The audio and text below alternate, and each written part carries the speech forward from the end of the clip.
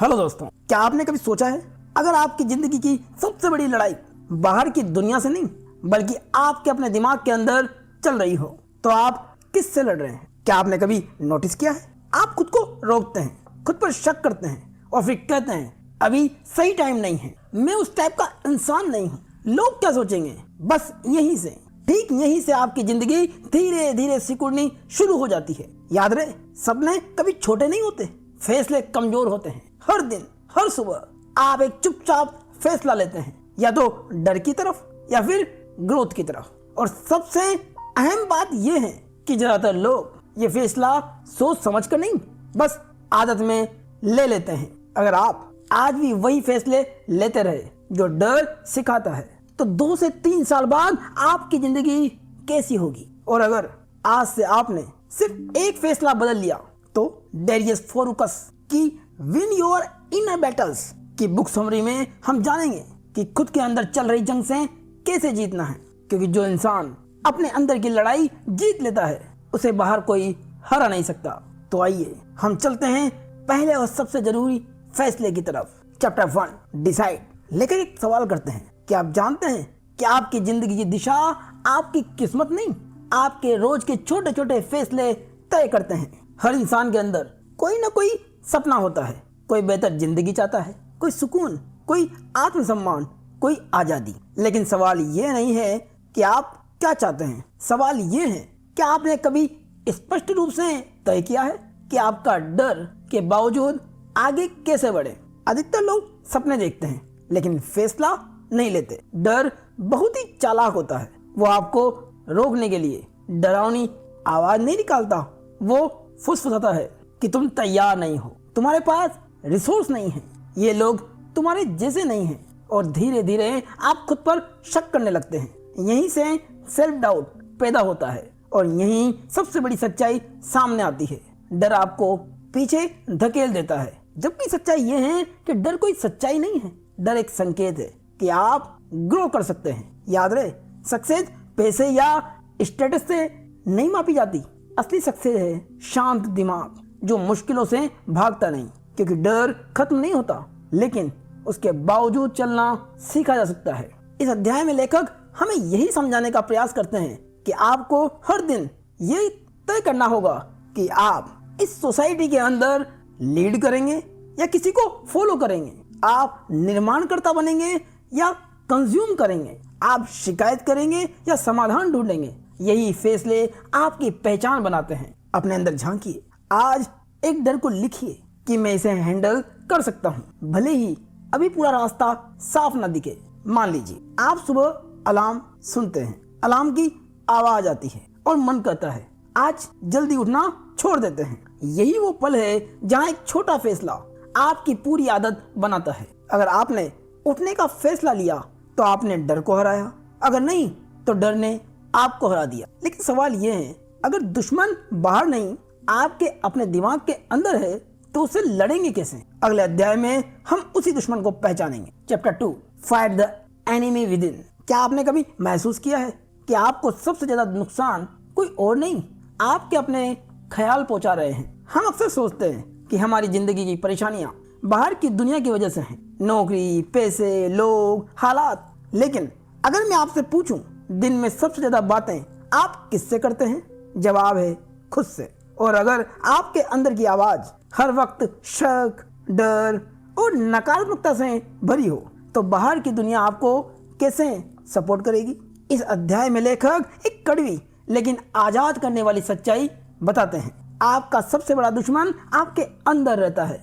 हमारी सोसाइटी हमें बचपन से सिखाती है सेफ रहो, रिस्क मत लो, लाइन में चलो। धीरे धीरे ये बातें हमारे दिमाग में बैठ जाती है। अब होता क्या है, जब नया आइडियाज आते हैं तो डर लगता है, कुछ अलग करने की सोच आती है तो डर लगता है, खुद की सुनने की कोशिश करते हैं तो भी डर लगता है। डर आपको रोकता नहीं, वो आपको थका देता है। लगातार तनाव, काम में मन न लगना, हर छोटी बात पर चिड़चिड़ापन, ये सब उसी अंदरूनी दुश्मन के लक्षण हैं। लेकिन असली बदलाव तब आता है जब आप ये समझ जाते हैं कि डर कोई ऑटोमेटिक रिएक्शन नहीं है, डर एक चॉइस है। हाँ, ये आपका चुनाव है। आप हालात को कंट्रोल नहीं कर सकते लेकिन उन पर आपकी प्रतिक्रिया आपके हाथ में है। न्यूज, सोशल मीडिया, लोगों की बातें, ये सब आपके दिमाग को और डर का फ्यूल का काम करते हैं। अगर आप हर दिन वही सुनते रहेंगे तो दिमाग वही रिपीट करेगा। लेखक कहते हैं कि डर को हराने के लिए पहले उसे पहचानना सीखो।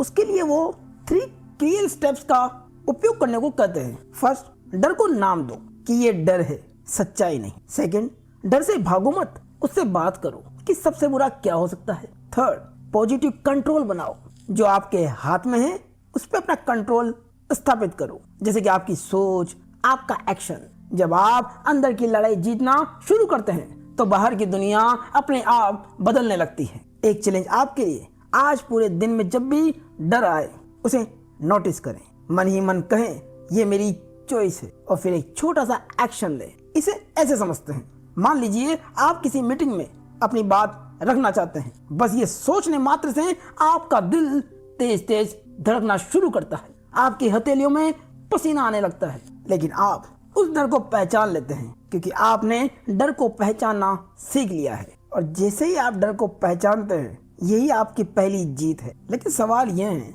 अगर डर इतना ताकतवर है तो असल में वो पैदा कहाँ से होता है? इसी डर के दुश्मन को हम अगले अध्याय में पूरी तरह पहचानेंगे। Chapter 3, now your enemy. क्या आपने कभी सोचा है जिस डर से आप भाग रहे हैं वो असल में है क्या, और वो आता कहाँ से? डर कोई नया दुश्मन नहीं है, वो इंसान के साथ हजारों सालों से चला आ रहा है। प्राचीन समय में डर ने हमें बचाया, जानवरों से, अंधेरे से, अनजान खतरों से। लेकिन आज की दुनिया में वही डर हमें बिना खतरे के भी खतरा महसूस कराता है। आज आपका डर क्या है? रिजेक्शन, फेलियर, अकेले रह जाना, लोग क्या कहेंगे? ये सवाल इसलिए जरूरी है क्योंकि जब तक आप दुश्मन को पहचानते नहीं, आप उससे लड़ नहीं सकते। याद रहे, डर सिर्फ दिमाग में नहीं रहता, वो शरीर में भी असर करता है। अगर आप लगातार डर में रहें तो आप तनाव, चिंता, यहाँ तक कि आपकी नींद तक खराब हो सकती है और आपका आत्मविश्वास टूट सकता है। और सबसे खतरनाक बात, आपका दिमाग असल खतरे और कल्पना के खतरे में फर्क नहीं करता। लेखक कहते हैं कि डर कोई घटना नहीं है, डर एक मान्यता है। हाँ, वो आपका बिलीफ है। अधिकतर डर का मूल एक ही वाक्य होता है कि मैं इसे संभाल नहीं पाऊंगा। लेकिन सच्चाई ये है, आपने अब तक अपनी जिंदगी में कितनी मुश्किलें संभाली है और फिर भी आप यहाँ हैं। डर 2 तरह के होते हैं। पहला, बाहरी डर, जैसे एक्सीडेंट, बीमारी, नौकरी का जाना। और दूसरा, भीतरी डर, रिजेक्शन, फेल होना या खुद को कम समझना। और सबसे ज्यादा नुकसान भीतरी डर करता है जब आप सोच बदलते हैं। जैसे ही आप अपनी सोच को बदलते हैं, आप पहले कहते हैं मैं नहीं कर पाऊंगा, और फिर बदली हुई सोच के साथ कहते हैं मैं संभाल सकता हूं, और यहीं से डर वाला दुश्मन कमजोर पड़ता है। इस डर से लड़ने की लेखक 3 स्टेप रणनीति देते हैं। फर्स्ट, डर को लिखो। लेखक कहते हैं कि जब तक आपका डर आपके दिमाग में होता है वो ज्यादा ताकतवर है, और जैसे ही आप उसे कागज पर उतारते हैं वो कमजोर पड़ जाता है, क्योंकि डर को लिखते ही उसकी ताकत आधी हो जाती है। दूसरा, अपने से पूछो कि असल में क्या हो जाएगा, और अधिकतर सिचुएशन में जवाब ज्यादातर मैनेजेबल भी होता है, जिसे आप नियंत्रित कर सकते हैं या संभाल सकते हैं। तीसरा, उस डर को नई पहचान दो। अपने से कहो मैं डरपोक नहीं हूँ, मैं सीख रहा हूँ। हाँ, डर खत्म नहीं होगा, लेकिन उसका कंट्रोल खत्म हो जाएगा। एक चैलेंज आपके लिए, आज एक डर को लिखिए और उसके नीचे एक लाइन को जोड़िए, अगर ये हुआ भी तो मैं संभाल लूंगा। अब आपने दुश्मन को पहचान लिया है, लेकिन सवाल यह है, अगर जिंदगी में कुछ आपके कंट्रोल में है ही नहीं तो उनसे लड़ना क्यों? अगले अध्याय में हम जानेंगे कि क्या छोड़ना है और क्या पकड़ना है। Chapter 4, take responsibility. अगर आज आपकी जिंदगी वैसी नहीं है जैसी आप चाहते हैं, तो क्या आप सच में ये मानने को तैयार हैं कि इसकी जिम्मेदारी किसी और की नहीं, आपकी है? अक्सर हम जिम्मेदारी शब्द सुनते ही डर जाते हैं, क्योंकि हमें लगता है जिम्मेदारी का मतलब दोष, गिल्ट या खुद को कोसना है। लेकिन इस अध्याय में लेखक हमें पहली बड़ी सच्चाई से रूबरू कराते हैं कि जिम्मेदारी लेना खुद को दोषी ठहराना नहीं, बल्कि जिम्मेदारी लेना खुद को शक्तिशाली बनाना है। जब तक आप ये मानते रहेंगे कि आपकी परेशानी सरकार, बॉस, पार्टनर, हालात या किस्मत की वजह से है, तब तक आप बेबस रहेंगे। और जैसे ही आप कहते हैं ये मेरी जिम्मेदारी है और मैं इसका मालिक हूँ, यहीं से कंट्रोल वापस आपके पास आ जाता है। लेखक कहते हैं कि हम में से ज्यादातर लोग अनजाने में विक्टिम माइंडसेट में जीते हैं। वो कहते हैं अगर जॉब पसंद नहीं तो बॉस खराब है, रिश्ता ठीक नहीं तो सामने वाला गलत है, जिंदगी अटकी हुई है तो हालात खराब है। ये सोच शुरुआत में आराम देती है क्योंकि इसमें हमें कुछ बदलना नहीं पड़ता, लेकिन यही सोच धीरे धीरे आपको कमजोर बना देती है। लेकिन असली बदलाव तब आता है जब आप ये समझ जाते हैं कि आप हर चीज को कंट्रोल नहीं कर सकते, लेकिन आप हर स्थिति में अपनी प्रतिक्रिया को कंट्रोल कर सकते हैं। यही स्टोइक फिलोसॉफी की जड़ है। जिंदगी में दर्द, नुकसान, रिएक्शन आएंगे, ये तय है, लेकिन आप उसमें फंसकर रोते रहेंगे या उससे सीखकर आगे बढ़ेंगे, ये आपका फैसला है। और यही लेखक 3 साफ रास्ते दिखाते हैं। अगर आप किसी स्थिति में दुखी हैं तो सिर्फ 3 ईमानदार विकल्प होते हैं। फर्स्ट, स्थिति को बदलो। अगर बात की जा सकती है और बात करने से समस्या सुलझ सकती है तो उसे सबसे पहले करो। हाँ, डर लगेगा, लेकिन चुप रहना डर से भी महंगा पड़ता है। दूसरा, स्थिति को छोड़ो। अगर माहौल जहरीला है तो प्लान बनाओ, स्किल सीखो और सोच समझकर बाहर निकलो। कोई जल्दबाजी मत करो, आत्मसम्मान के साथ सीखते हुए आगे बढ़ो और उस परिस्थिति से निकल जाओ।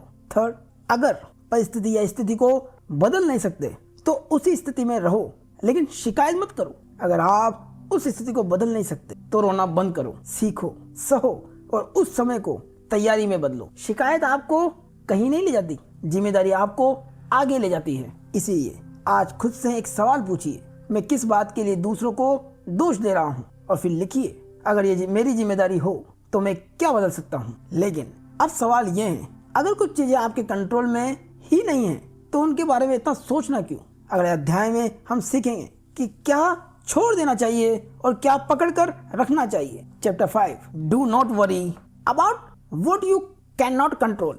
आप दिन का कितना हिस्सा उन चीजों के बारे में सोचने में बर्बाद कर देते हैं जिन पर आपका जरा सा भी कंट्रोल नहीं है। तो एक सवाल है कि चिंता की जड़ कहाँ है। जिंदगी में हर दिन कुछ न कुछ ऐसा होता है जो हमारे प्लान के मुताबिक नहीं चलता, जैसे ट्रैफिक, मौसम, किसी का व्यवहार, बॉस का मूड या कोई रिजल्ट जो उम्मीद जैसा नहीं आया। तो अब सवाल ये नहीं है कि ये सब होगा या नहीं, ये तो तय है कि होगा। सवाल ये है जब ऐसा होता है तो आप अपने दिमाग के साथ क्या करते हैं। अधिकतर लोग यही गलती करते हैं, वे हालात से ज्यादा अपनी प्रतिक्रिया से खुद को नुकसान पहुंचाते हैं। हम मान लेते हैं कि अगर हम किसी चीज के बारे में ज्यादा सोचेंगे, ज्यादा चिंता करेंगे तो शायद हम उस कंट्रोल कर लेंगे। लेकिन सच्चाई ये है, चिंता कंट्रोल नहीं है। चिंता सिर्फ दिमाग का एक ओवरलोड मोड है और यहीं से स्ट्रेस और एंजाइटी जन्म लेते हैं। लेखक कहते हैं कि याद रहे, आपके कंट्रोल में बहुत ही कम चीजें हैं, लेकिन वही चीजें सबसे ज्यादा ताकतवर हैं। आप क्या कंट्रोल कर सकते हैं? आपकी सोच को, आपके रवैये को, आपकी प्रतिक्रिया को, आपके एफर्ट्स को। और आप क्या कंट्रोल नहीं कर सकते कि दूसरे लोग क्या सोचेंगे, रिजल्ट तुरंत आएगा या नहीं, जिंदगी कब क्या मोड़ ले ले।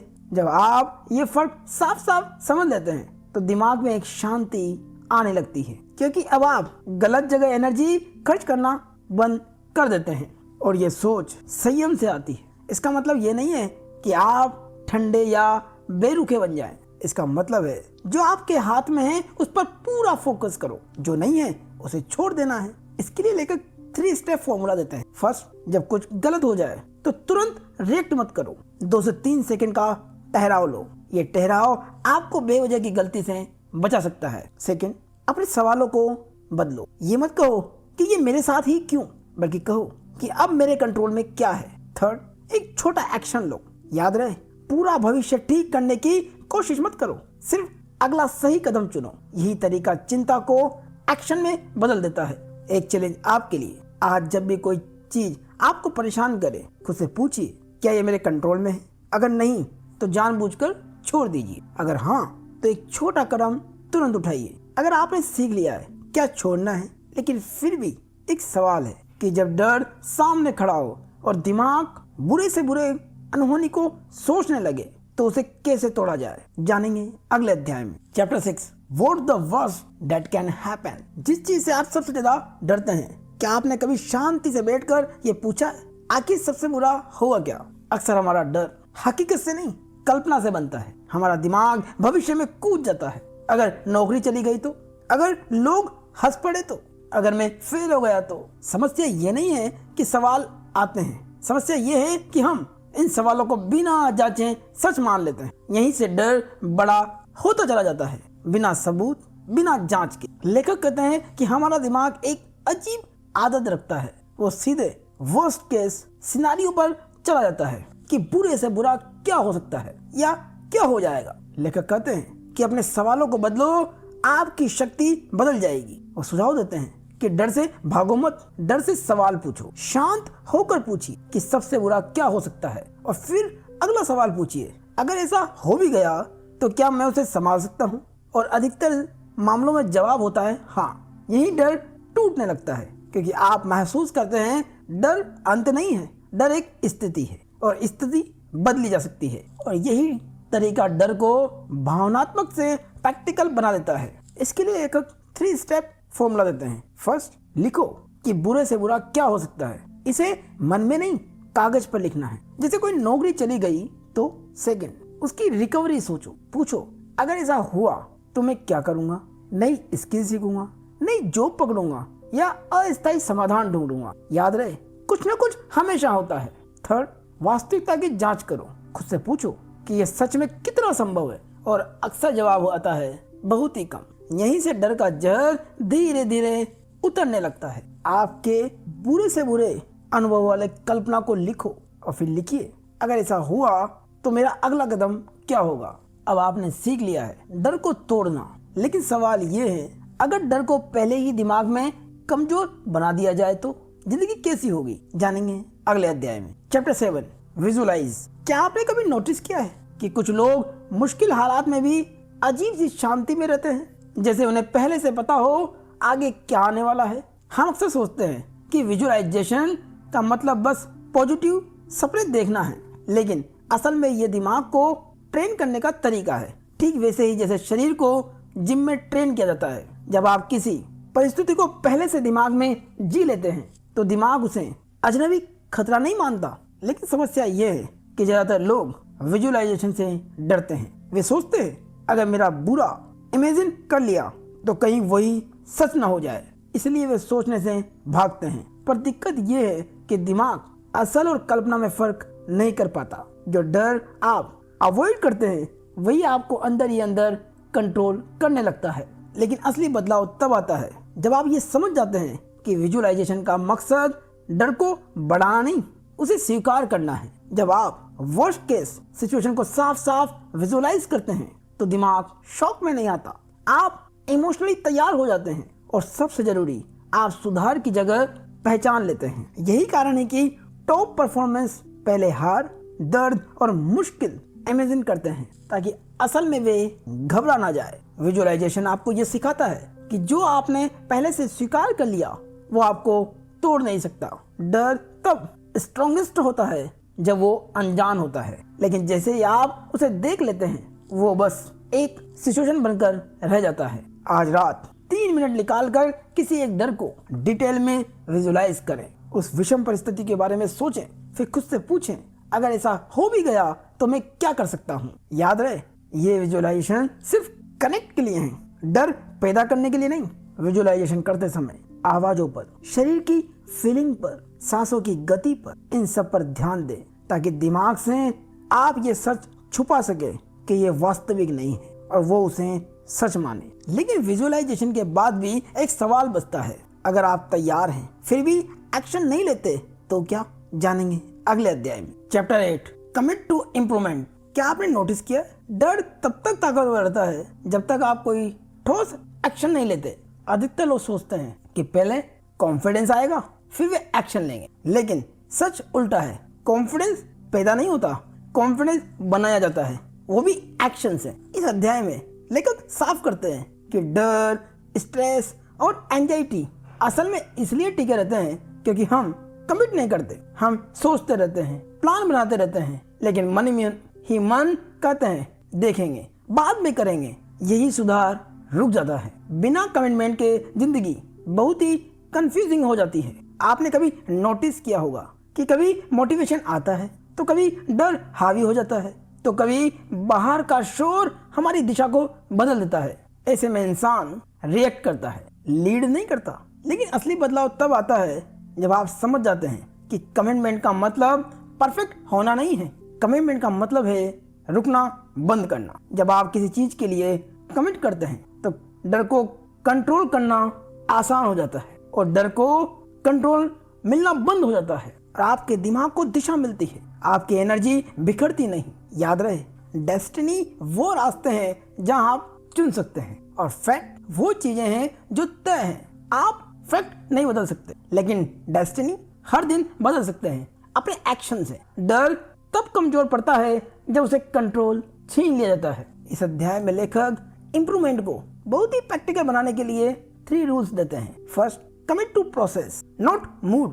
आपका मूड अच्छा हो या बुरा, आप जो तय कर चुके हैं उसे करना है, क्योंकि मूड बहाना है और कमिटमेंट पहचान है। सेकंड, इंप्रूवमेंट के लिए किसी परफेक्शन की सोच वाली थिंकिंग से दूर जाइए, उसे अपने से बिल्कुल हटा दीजिए, क्योंकि परफेक्शन एक हिडन एक्सक्यूज है। याद रहे, सुधार छोटा हो सकता है लेकिन नियमित होना चाहिए। थर्ड, डर की दवा कोई किताब नहीं, कोई वीडियो नहीं, डर की दवा एक्शन है। जैसे ही आप कदम बढ़ाते हैं डर पीछे हटता है। एक चैलेंज आपके लिए, आज एक चीज को लिखिए जिसे आप टाल रहे हैं, फिर तय करें मैं इसे परफेक्ट नहीं बस पूरा करूंगा। अब आपने कमिटमेंट कर लिया है, लेकिन एक सवाल बचता है, अगर कमिट करने के बाद भी आप एक्शन नहीं लेते तो रुकावट कहाँ है? जानेंगे अगले अध्याय में। Chapter 9 act. आप जानते हैं क्या करना है, फिर भी आप करते क्यों नहीं? अगर एक्शन इतना जरूरी है तो ज्यादातर लोग वही क्यों अटक जाते हैं जहां वो वर्तमान में होते हैं। जिंदगी में 2 चीजें तय हैं, पहली समय सीमित, दूसरी बिना एक्शन के कुछ भी नहीं बदलता। हम किताबें पढ़ते हैं, वीडियो देखते हैं, सलाह इकट्ठा करते हैं, लेकिन असली बदलाव तब नहीं आता जब हम लोगों से सलाह लेते रहते हैं, बल्कि बदलाव तब आता है जब हम एक्शन लेके कुछ करते हैं। क्योंकि जब तक हम करते नहीं कुछ बदलता नहीं, क्योंकि जानना और करना दोनों अलग चीजें हैं और ज्यादातर लोग इसी गैप में फंसे रहते हैं। दिमाग कहता है सब क्लियर है, बस थोड़ा सही समय आ जाए, लेकिन सच ये है सही समय एक्शन के बाद बनता है, पहले नहीं। एक्शन मुश्किल इसलिए नहीं होता क्योंकि वो कठिन है, बल्कि इसलिए क्योंकि वो डर को सामने ले आता है। डर किस बात का? डर है असफल होने का, डर है मजाक बनने का, डर है गलत साबित होने का, या बस असहज महसूस करने का। और यहीं पर एक्शन रुकता है, क्योंकि दिमाग कहता है अभी नहीं, थोड़ा बाद में, और यही बाद में धीरे धीरे आदत बन जाता है। लेकिन असली बदलाव तब आता है जब आप ये समझ लेते हैं कि एक्शन कोई भावना नहीं है, एक्शन एक डिसीजन है। आपको मोटिवेशन का इंतजार नहीं करना है, आपको डर के खत्म होने का इंतजार नहीं करना है, आपको एक्शन लेना है। लेखक साफ कहते हैं डर तभी कमजोर पड़ता है जब आप उसके बावजूद एक कदम उठाते हैं। यही एक बहुत ही जरूरी सच्चाई सामने आती है कि बिना एक्शन के कोई भी लक्ष्य सिर्फ कल्पना है। आप चाहे कितना भी सोच लें, कितना भी प्लान बना लें, अगर आपने कदम नहीं बढ़ाया तो परिणाम शून्य ही रहेगा। इस अध्याय में लेखक एक्शन को बहुत ही सरल और व्यवहारिक बना देते हैं। उसके लिए वे 3 प्रिंसिपल देते हैं। First, action all over nothing. आपको पूरा पहाड़ नहीं हिलाना है, सिर्फ पहला छोटा कदम उठाना है, क्योंकि छोटा एक्शन बड़ा मोमेंटम लाता है। सेकंड, एक्शन डर के बाद नहीं, डर के साथ होता है। जो इंसान इंतजार करते हैं कि पहले डर जाए, वे जिंदगी भर इंतजार करते रह जाते हैं। याद रहे, साहस एक्शन से पैदा होता है, एक्शन साहस से नहीं। थर्ड, बिना एक्शन कोई गारंटी नहीं। लेखक कहते हैं एकमात्र पक्का रिजल्ट ये है कि अगर आप कुछ नहीं करेंगे तो कुछ नहीं मिलेगा। न करने का फैसला भी एक फैसला है और उसका परिणाम हमेशा एक सा होता है कि आप वहीं के वहीं अटके रहते हैं। आज एक छोटा एक्शन चैलेंज लीजिए। जिस काम को आप टाल रहे हैं उसका सिर्फ पहला 5 मिनट का स्टेप अभी करें, परिणाम की चिंता किए बिना। याद रहे, एक्शन के बाद थोड़ी थकान होती है, लेकिन मन में एक हल्की सी स्पष्टता आती है, क्योंकि आपने एक्शन लिया। आप भागे नहीं, अब आप एक्शन लेना सीख रहे हैं। लेकिन अगला सवाल ये है, अगर एक्शन लेते हुए भी अंदर से कॉन्फिडेंस नहीं आता तो उसे कैसे बनाया जाए, जानेंगे अगले अध्याय में। Chapter 10, build confidence with competence. क्या आपने देखा है कुछ लोग ज्यादा बोलते नहीं, दिखावा नहीं करते, फिर भी उनके अंदर एक शांत सा कॉन्फिडेंस होता है। वो कॉन्फिडेंस आता है कहाँ से? और इसी का जवाब लेखक इस अध्याय में देते हैं। हम में से ज्यादातर लोग सोचते हैं कि कॉन्फिडेंस कोई फीलिंग है या कोई पर्सनैलिटी टेस्ट, लेकिन लेखक यहाँ सीधी बात करते हैं। कॉन्फिडेंस पैदा नहीं होता, बनाया जाता है, और वो बनता है एक ही चीज से, कॉम्पिटेंस से, यानी क्षमता से। अगर आपको किसी काम में सचमुच महारत है तो कॉन्फिडेंस अपने आप आ जाता है, आपको उसे ओढ़ने या दिखाने की जरूरत नहीं पड़ती। लेकिन समस्या तब शुरू होती है जब हम कॉन्फिडेंस चाहते हैं बिना स्किल बनाए, बिना अपने आप को तैयार किए। हम चाहते हैं स्टेज पर बोलने का कॉन्फिडेंस, इंटरव्यू देने का कॉन्फिडेंस, लाइफ के फैसलों का लेने का कॉन्फिडेंस, लेकिन हम प्रैक्टिस नहीं करना चाहते। तो एक सवाल है कि असल में डर किस बात का है? डर है कि अंदर से हमें खुद पर भरोसा नहीं होता। लेखक कहते हैं कि सेल्फ कॉन्फिडेंस बिना कॉम्पिटेंस के बेकार है, और कॉम्पिटेंस यानी योग्यता बिना कॉन्फिडेंस के अधूरी है। लेखक इसे एक साइकिल की तरह समझाते हैं, confidence by competence cycle. First, अपनी स्किल को इम्प्रूव करो। सेकंड, उसे प्रैक्टिस में लाओ। थर्ड, अपने रिजल्ट को देखो। फोर्थ, कॉन्फिडेंस को बढ़ाओ। फिफ्थ, फिर उसी कॉन्फिडेंस से स्किल को और ज्यादा इम्प्रूव करो। और यही असली रास्ता है, कोई शॉर्टकट नहीं, कोई फेक मोटिवेशन नहीं। इस अध्याय में लेखक हमें इन इल्यूजन से बाहर निकालते हैं। अफर्मेशंस अकेले काम नहीं करती, और पॉजिटिव सोच भी तब काम करती है जब उसके पीछे काम और अभ्यास हो। कॉन्फिडेंस का असली सोर्स है, मैं ये कर सकता हूँ क्योंकि मैंने इसे किया है। जब आपने बार बार किया है, यानी आपने प्रैक्टिस की है, चाहे वो कोई स्किल हो या कोई शारीरिक अभ्यास, जब आपने अभ्यास की गति की, जब आपने सुधार किया, तब कॉन्फिडेंस आता है। एक शांत कॉन्फिडेंस, बिना शोर वाला कॉन्फिडेंस। कॉन्फिडेंस का मूल आधार अभ्यास है। आज खुद से एक ईमानदार सवाल पूछिए, मैं किस स्किल में कॉन्फिडेंट बनना चाहता हूँ, और क्या मैं रोज 20 से 30 मिनट उस काम पर काम कर रहा हूँ? अगर नहीं तो कॉन्फिडेंस की कमी स्वाभाविक है। मान लीजिए आपको पब्लिक स्पीकिंग से डर लगता है, लेकिन आपने प्रैक्टिस की है मंच पर बोलने की, लोगों के सामने बोलने की। आपने कहीं पर 5 से 10 बार बोला है, उसका फीडबैक लिया है और अपनी कमजोरियों को सुधारा है, तो कॉन्फिडेंस अपने आप आएगा। लेकिन अगर आप सिर्फ सोचते रहे मैं कॉन्फिडेंट क्यों नहीं हूं, तो कुछ नहीं बदलेगा। याद रहे, आपकी योग्यता बढ़ने के साथ साथ शरीर की लैंग्वेज बदलती है। आपके कंधे सीधे हो जाते हैं, आपकी आवाज में स्थिरता आती है, और आंखों में डर की जगह क्लैरिटी होती है। अब आपके पास कॉन्फिडेंस बनाने का फॉर्मूला है। लेकिन अगला सवाल ये है, अगर लक्ष्य बहुत ही बड़ा है तो शुरुआत कहां से करें, जानेंगे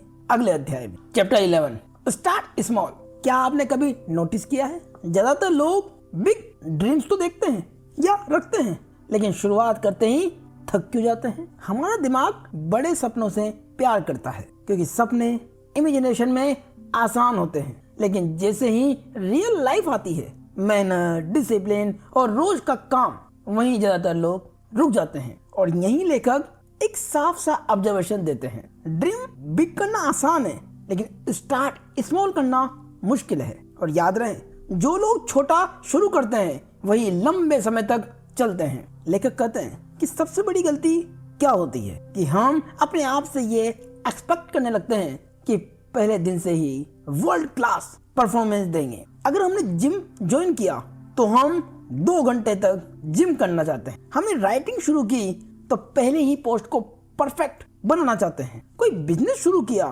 तो तुरंत हमें सक्सेस चाहिए। हाँ, शुरुआती काम में मोटिवेशन तेज होती है, दूसरे हफ्ते शरीर भारी हो जाता है, और तीसरे हफ्ते गिल्ट और फ्रस्ट्रेशन। और लेखक कहते हैं कि अवास्तविक एक्सपेक्टेशन रुकावट को जन्म देती है, और असली बदलाव तब आता है जब हम ये समझ लेते हैं कि छोटी जीत लंबी जीत की नींव है। जब आप छोटा शुरू करते हैं तो प्रेशर कम होता है, कॉन्फिडेंस धीरे धीरे बनता है, स्किल नेचुरली ग्रो होती है। लेखक लर्निंग प्रोसेस को तोड़ने की सलाह देते हैं। वो कहते हैं कि बड़े गोल्स रखो और स्मॉल स्टेप लेते चलो, और उन्हें रोजाना एग्जीक्यूट करते चलो। कोई हीरो बनने की जरूरी नहीं है, क्योंकि कंसिस्टेंसी ही असली ताकत है। आपको परफेक्ट होने की भी आवश्यकता नहीं है, क्योंकि आप बिगिनर हैं। और आप बिगिनर ठीक है, आप स्लो हैं, कोई प्रॉब्लम नहीं, क्योंकि असल प्रोग्रेस तब शुरू होती है जब आप ईगो को साइड में रखकर छोटा कदम उठाते हैं। एक चैलेंज आपके लिए,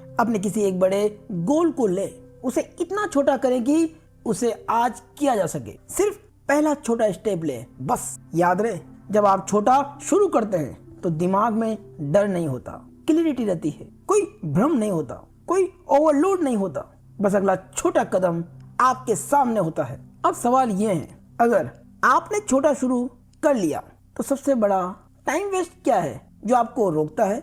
जानेंगे अगले अध्याय में। Chapter 12, stop wasting time. अगर आज आपकी जिंदगी का आखिरी साल हो तो क्या आप वही काम कर रहे होते जो आज कर रहे हैं? अक्सर हम कहते हैं जिंदगी बहुत ही छोटी है, लेकिन लेखक यहाँ एक अलग ही नजरिया देते हैं। जिंदगी छोटी नहीं होती, हम उसे छोटा बना देते हैं। समस्या समय की कमी नहीं है, समस्या है टाइम का बर्बाद होना। घंटे बर्बाद करते करते हम दिन बर्बाद करते हैं और फिर साल सब निकल जाते हैं बिना ये सोच के कि हम उन्हें किस चीज पर खर्च कर रहे हैं। यही वजह है कि लोग थके हुए, खाली और असंतुष्ट महसूस करते हैं। सबसे ज्यादा समय कहाँ बर्बाद होता है? कभी सोचा है? हमारा समय बर्बाद होता है जब हम ऐसे लोगों के साथ रहते हैं जिनके साथ रहकर हम छोटा महसूस करते हैं। हम ऐसी बातचीत में उलझ जाते हैं जिनका कोई मतलब नहीं। ऐसे कामों में अपने आप को व्यस्त कर लेते हैं जो सिर्फ हमारी आदत बन चुके हैं, जैसे सोफे पे बैठकर टीवी की हल्की आवाज में घंटों बर्बाद कर देना। फोन हाथ में है, स्क्रॉलिंग लगातार चल रही है और अंदर से एक खाली सा एहसास है। ये समय की बहुत ही खतरनाक बर्बादी है। लेखक कहते हैं डेथ बेड पर कोई ये नहीं सोचता कि उसने कौन सा सीजन देखा था। वहां सिर्फ लोग याद आते हैं, वहां सिर्फ पल याद आते हैं। लेकिन असली बदलाव तब आता है जब हम ये समझ जाते हैं कि समय सबसे कीमती रिसोर्स है और यही एक चीज है जो वापस नहीं आती। आप पैसा खो सकते हैं, फिर कमा सकते हैं। आप अवसर को खो सकते हैं, फिर से पा सकते हैं। लेकिन समय गया तो आप उसे वापस नहीं ला सकते, वो तो गया। और यहीं से लेखक हमारी सोच को बदलने के लिए सुझाव देते हैं कि हर दिन थोड़ा बेहतर बनो, थोड़ा ज्यादा समझदार बनो, थोड़ा ज्यादा मजबूत बनो, थोड़ा ज्यादा केयरिंग बनो। कोई ड्रामेटिक चेंज करने की जरूरत नहीं है, बस डेली प्रोग्रेस की ओर बढ़ते रहो। लेखक हमें कोई टाइम मैनेजमेंट नहीं सिखाते, वो हमें टाइम का रेस्पेक्ट करना सिखाते हैं। लेखक साफ कहते हैं कि जरूरी नहीं कि आप हर पल प्रोडक्टिव हो, जरूरी है कि आप जानबूझकर चुने कि समय कहाँ जा रहा है। असल सवाल ये नहीं है कि मैं कितना बिजी हूँ, असल सवाल ये है क्या मैं सही चीजों में बिजी हूँ। छोटी छोटी आदतें, रोज 30 मिनट पढ़ना, रोज थोड़ा टहलना, बिना फोन के अपनों से बात करना, बिना फोन के अपने से रूबरू होना, अपने को समय देना, ये चीजें एक साल में जिंदगी बदल देती है। ये कोई शॉर्टकट नहीं है, कोई मैजिक भी नहीं है, बस ये आपका चुनाव है। आज खुद से ये पूछिए, आज मेरा समय सबसे ज्यादा कहाँ गया और क्या वो चीज मेरी जिंदगी को बेहतर बना रही है? अगर नहीं तो कल से उसे बदलने का एक छोटा फैसला ले। याद रहे, जब आप समय को सही जगह लगाते हैं तो दिमाग में गिल्ट नहीं, हल्की सी संतुष्टि होती कि आज दिन खाली नहीं गया। अब आपने सीख लिया समय बर्बाद करना कैसे बंद करें। लेकिन अगला सवाल ये है, जब फैसले लेने का समय आए तो डर क्यों पकड़ लेता है? जानेंगे अगले अध्याय में। Chapter 13, there are no wrong decisions. क्या आपने कभी कोई फैसला सिर्फ इस डर से टाल दिया कि अगर ये गलत निकल गया तो? अगर सच में कोई फैसला गलत होता ही नहीं तो जिंदगी में हम सबसे ज्यादा किस चीज से डरते हैं? गलत फैसला लेने से। कौन सी नौकरी चुनूं, ये रिश्ता सही है या नहीं, ये रास्ता लूं या वो वाला। हम सोचते हैं कि हर फैसले के साथ कोई एक सही दरवाजा है और बाकी सब गलत। लेकिन लेखक यहाँ सोच को उल्टा कर देते हैं। हम भविष्य नहीं जानते, इसीलिए कोई भी फैसला गलत साबित नहीं किया जा सकता, सिर्फ अलग साबित हो सकता है। तो सवाल है कि हमें फैसलों से डर क्यों लगता है? क्योंकि दिमाग फ्यूचर में जाकर वर्स्ट केस सिनारियो बना लेता है कि बुरे से बुरा ये हो सकता है। यही डर हमें एनालिसिस पैरालिसिस में डाल देता है। यानी ऐसा भी हो सकता है, वैसा भी हो सकता है। हम सोचते रहते हैं लेकिन कदम नहीं उठाते, नतीजा जिंदगी रुक जाती है। लेकिन असली बदलाव तब आता है जब हम ये समझ जाते हैं कि हर फैसला एक अनुभव है, फैसला नहीं। क्योंकि आप जो भी फैसला लेते हैं या तो आप जीतते हैं या आप सीखते हैं, लेकिन आप हारते नहीं। लेखक कहते हैं अगर आपने उस समय अपने पास मौजूद सबसे अच्छी जानकारी से फैसला लिया तो वो फैसला सही था, भले ही बाद में परिस्थितियां बदल जाए। याद रहे, समझदारी बाद की समझ से आती है, डिसीजन टाइम से नहीं।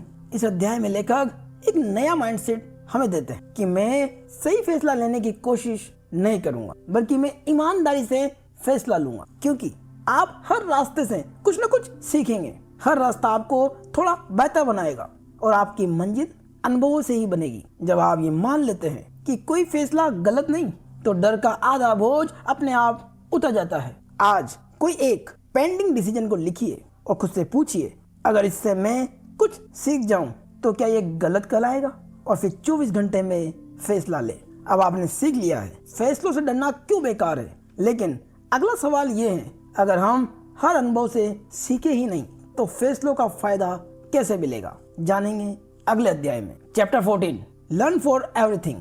अगर हर गलती, हर हार, हर ऑकवर्ड पल आपको कमजोर नहीं समझदार बना रहा हो तो क्या जिंदगी अब भी डरावनी लगेगी? हम में से ज्यादातर लोग सीखने को सिर्फ किताबों, कोर्स या क्लासरूम तक सीमित मानते हैं, लेकिन लेखक यहाँ एक अलग ही सच सामने रखते हैं। जिंदगी खुद सबसे बड़ा टीचर है। हर सिचुएशन, हर बातचीत, हर गलती कुछ ना कुछ सिखाने आई है। समस्या ये नहीं है कि हम सीख नहीं सकते, समस्या ये है कि हम सीखना चाहते ही नहीं। हमारे सामने असली चुनौती ये है कि हम गलती को कैसे देखते हैं। हम देखते हैं और कहते हैं मुझसे ये क्यों हुआ, मैं ही हमेशा गलत क्यों होता हूँ, लोग क्या सोचेंगे? और यहीं पर ईगो बीच में आ जाता है। लेखक साफ कहते हैं कि गलती करना प्रॉब्लम नहीं है, गलती से कुछ ना सीखना असली प्रॉब्लम है। जब हम ब्लेम करते हैं खुद को या दूसरों को, तब लर्निंग रुक जाती है। लेकिन असली बदलाव तब आता है जब हम ये समझ लेते हैं कि जिंदगी जीतने हारने का खेल नहीं है, ये सीखने न सीखने का खेल है। लेखक हमारा माइंडसेट बदलने को कहते हैं। हर एक्सपीरियंस के बाद खुद से 3 सवाल पूछिए, यहाँ क्या हुआ, इसमें मेरी क्या भूमिका थी, अगली बार मैं क्या बेहतर कर सकता हूँ। बस इतना ही। कोई सेल्फ हेट नहीं, अपने आप को ब्लेम नहीं करना, कोई ड्रामा नहीं, क्योंकि लर्निंग नेचुरल होती है, हम ही उसे पेनफुल बना देते हैं। याद रहे, जब आप ये मान लेते हैं कि जो कुछ भी मेरे साथ हो रहा है वो मुझे बेहतर बना सकता है अगर मैं सीखने को तैयार हूँ। जब आप हर चीज से सीखने लगते हैं तो आपको रिग्रेट कम होता है, आपका डर कम होता है, आपका कॉन्फिडेंस अपने आप बढ़ने लगता है, क्योंकि अब जीवन का कोई भी अनुभव बेकार नहीं होता। आप कहते हैं अच्छा हुआ मैंने सीखा, बुरा हुआ मैंने सीखा, अपेक्षाओं से उल्टा हुआ मुझे और गहरी सीख मिली। एक चैलेंज आपके लिए, आज जो भी एक चीज आपको इरिटेट करे दिन के अंत में लिखिए, इससे मैं क्या सीख सकता हूँ, बस एक लाइन। अब जरा एक पल ठहरिए। आपने अभी तक ये समझ लिया है कि डर क्या है, वो कहाँ से आता है और वो आपकी जिंदगी को कैसे धीरे धीरे कंट्रोल करता है। आपने ये भी देखा कि गलत फैसले नाम की कोई चीज नहीं होती और हर अनुभव आपको कुछ न कुछ सिखा रहा है। लेकिन अब एक सवाल बचता है, अगर आप जानते हैं कि डर झूठ है, अगर आप जानते हैं कि कंट्रोल आपके हाथ में है, अगर आप जानते हैं कि हर चीज से सीखना पॉसिबल है, तो फिर ज्यादातर लोग बदलते क्यों नहीं? क्यों लोग सब समझने के बाद भी उसी जिंदगी में फंसे रहते हैं? क्यों वो बार बार वही गलती दोहराते हैं? क्यों नॉलेज होने के बावजूद एक्शन गायब हो जाता है? क्योंकि एक दुश्मन अभी भी छुपा हुआ है, एक ऐसा पैटर्न जो आपको दिखता नहीं, लेकिन हर बार आपको वहीं खींच लाता है जहां आप भागना चाहते थे। अगले भाग में हम उसी पैटर्न को तोड़ेंगे। हम जानेंगे क्यों ज्यादातर लोग आधे रास्ते में हार मान लेते हैं, क्यों दिमाग कंफर्ट को ग्रोथ से ज्यादा चुनता है, और कैसे आप उस इनर स्विच को पलट सकते हैं जिसके बाद जिंदगी वापस पुराने मोड में नहीं आती और नहीं जाती है। अगर आपको लगता है कि आप सिर्फ समझना नहीं सच में बदलना चाहते हैं तो अगले भाग को मिस ना करें, क्योंकि वहीं से ये ऑडियो बुक सिर्फ मोटिवेशन नहीं रहेगी, वहां से ये ट्रांसफॉर्मेशन बनेगी। तो मिलते हैं अगले भाग में। और दोस्तों, ये वीडियो पसंद आया हो तो लाइक करें, कमेंट करें, चैनल को सब्सक्राइब करें और हाई बटन पर क्लिक करें। धन्यवाद।